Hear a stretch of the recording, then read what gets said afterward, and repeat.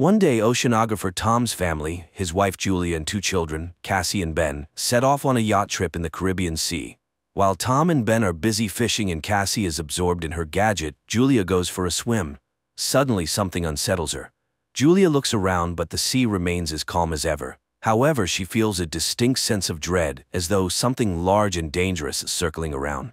At the same time, the instruments on the yacht start acting strangely, but Tom, preoccupied with fishing, pays no attention to them. Meanwhile, Julia feels worse and eventually begins to drown. She screams, but the family doesn't hear her. The water seems to shift and pull her farther from the yacht.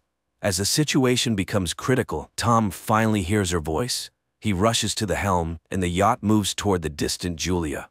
Tom dives into the water. With the children's help, they pull her aboard and revive her. Tom is angry, as he always asks that swimmers notify the others when going into the water.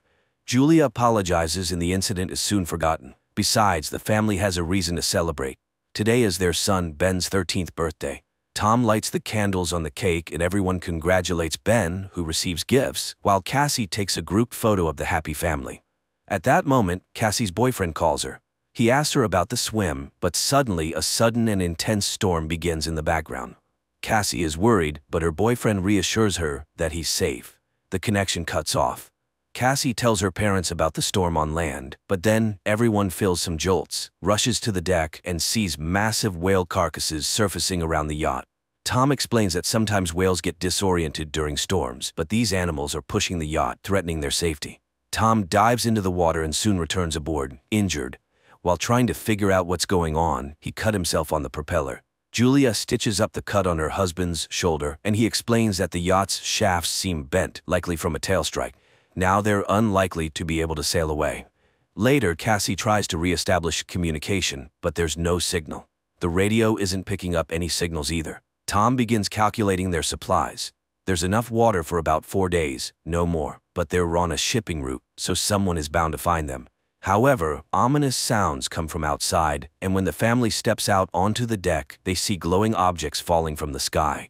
They fall closer and closer, and Tom, taking a risk, starts the engine. He manages to steer the yacht away from the next meteorite, but the engine is finally damaged. The next object falls so close that the family can see they are artificial satellites of Earth. A strong wind starts blowing, and the instruments go haywire. The terrified family hides inside the yacht, which is being tossed by the waves. They put on life jackets and prepare for the worst when a strange, ringing sound is heard, causing nosebleeds and nausea.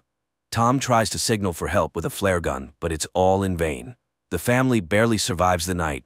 In the morning, they were relieved to find themselves alive, but there's a gaping hole in the side of the yacht, and it's unclear why they're still afloat.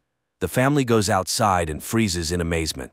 The water is gone, and their boat is standing on a rocky outcrop in the middle of a stony desert where the ocean once was. Sometime later, Tom tries to reassure his family, saying that not everyone could have perished. He takes measurements and realizes that the compass is lying. North isn't where it's supposed to be. This means the Earth's poles have shifted. Such a thing has happened on Earth before, but a long time ago. It turns out that the sea has retreated to where the land used to be, and most likely, humanity has perished. Cassie can't bear this revelation and runs to the cabin, asking to be left alone. Julia goes to inventory the remaining supplies, while Ben releases a bunch of colorful balloons into the sky, hoping survivors will come to their aid. Meanwhile, Tom turns on the radio, sending out distress signals. Unexpectedly, he hears a response. It's from Naoto, the captain of a small submersible. They were deep underwater when the catastrophe happened, and that's why they survived. However, all communication systems have failed, and expecting help is futile. According to his calculations, the sea will return in about a week, and it will be harsh, so the man advises them to find higher ground and stay there. Julia orders the children to pack their things. Tom directly asks the captain if he can save their children. Naoto explains that the submersible is very small. Unfortunately, Naoto's partner died, and he can only take one person. After some persuasion, Tom convinces Naoto to take both children, and he provides his coordinates. Tom charts a course on the nautical map and promises to reach the location in a couple of days. The next morning, the family is almost ready to embark on their journey. Tom steps onto the deck and suddenly sees a man with a dog approaching. He walks toward him and greets him, but notices that the man is injured. He offers the traveler some water. The man drinks it and then suddenly punches Tom in the face, which Julia sees. She rushes to her husband as the traveler plunges a makeshift spear into Tom's chest. The dog keeps Julie at bay, though she freezes in horror herself. Realizing there's no saving her husband, she runs to the yacht. The man pursues her, injuring her arm. Nevertheless, Julia climbs onto the deck, and the children, hearing her screams, run to her aid. Together, they barricade the doors to the cabin. After that, Julia hides Cassie and Ben in a locker, giving her daughter the flare gun and instructing her to shoot only as a last resort. Meanwhile, the killer tries to break down the doors and eventually succeeds.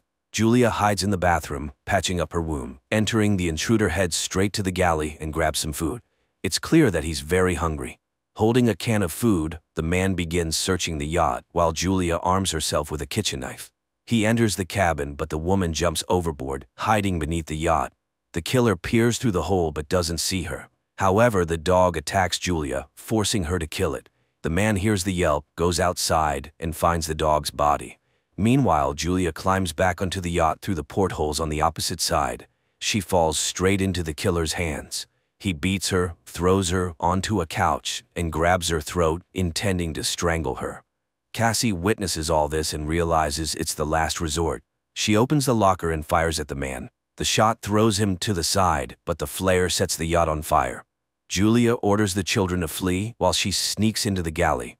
The killer, only injured, tries to attack again.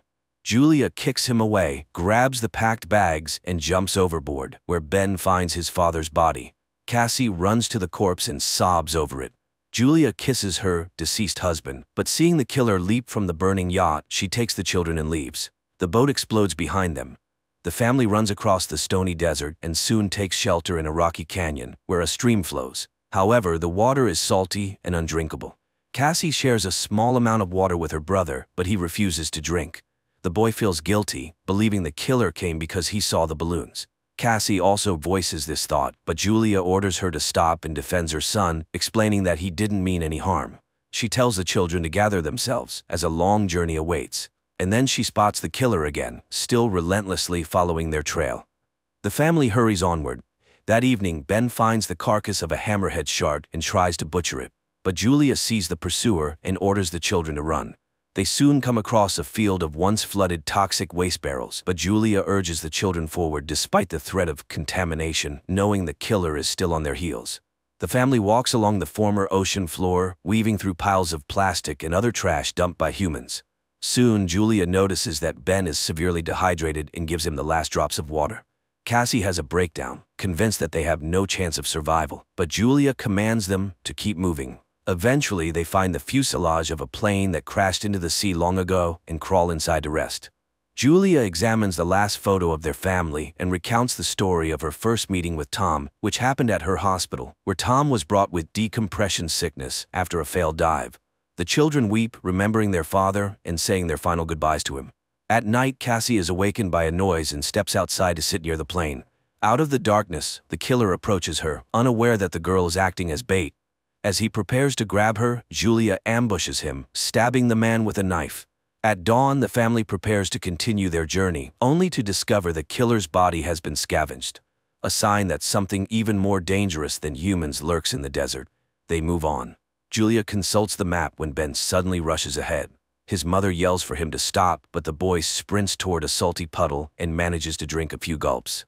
Julia drags him away, but the boy becomes sick. Soon they come across some plastic chairs and build a makeshift shelter from the sun, resting inside it. Suddenly, Julia hears strange sounds. She steps outside and sees something that forces her to wake the children. Realizing the new danger, they begin running. Soon they spot a large ship in the distance, surrounded by crashed containers and a few wandering people. Julia calls out to them, but they, seeing thousands of giant crabs, dash into a container and lock the doors, ignoring her pleas for help. The three climb onto a container, though the crabs manage to wound Julia in the leg. Nevertheless, Julia, Cassie, and Ben sit on top, watching the crabs penetrate through a crack in the doors, killing everyone inside despite the people's attempts to fend them off. Julia ties a scarf around her leg and passes out. The next morning, she wakes up alone, terrified, and calls for the children. But it turns out the crabs have moved on, and the children had gone down to search for food and weapons. Julia cauterizes her wound while Ben examines the found weapons. Searching through the containers, they find a small amount of food and water.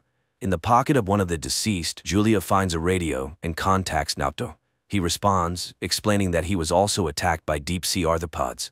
Based on his observations, the sea will return soon, which is why the creatures have emerged. Julia begs him to save her children, but she's unsure where to go because she's lost the map. Naoto fires a flare. Ben sees the direction, and the family rushes toward it. Soon they see a yellow submarine in the distance, but reaching it is difficult due to the terrain of the former seabed. Cassie dislikes her mother's talk about saving the children, but Julia refuses to answer and pushes the family onward.